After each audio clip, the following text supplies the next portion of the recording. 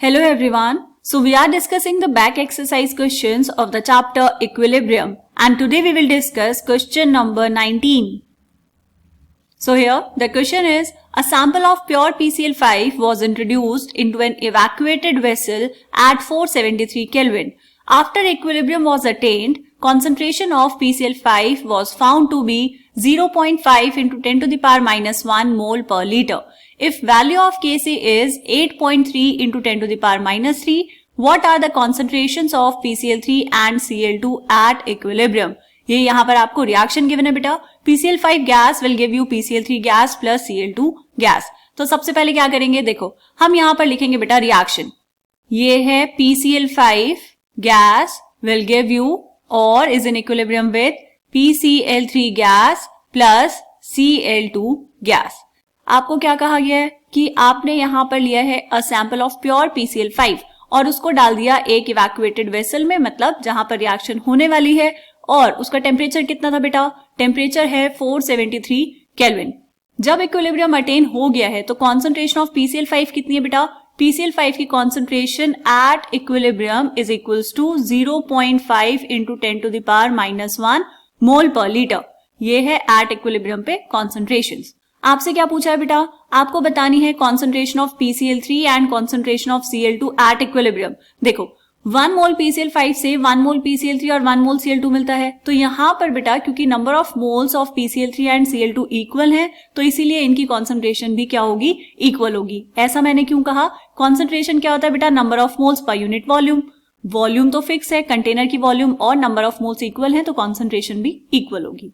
बात समझ आई. आपको दिया हुआ है Kc की value, Kc is equals to 8.3 into 10 to the power minus 3. आपको कैलकुलेट करनी है यहाँ पर x की वैल्यू.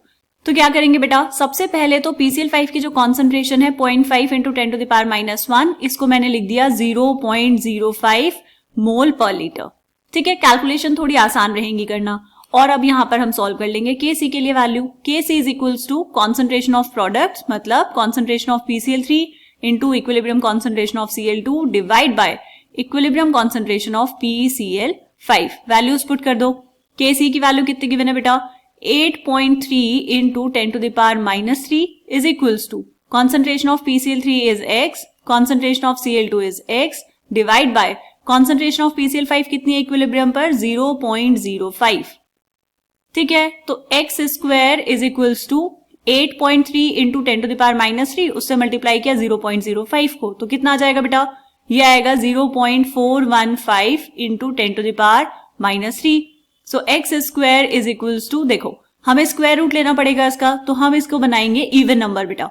तो ये कितना हो जाएगा 4.15 इंटू 10 टू द पावर 4.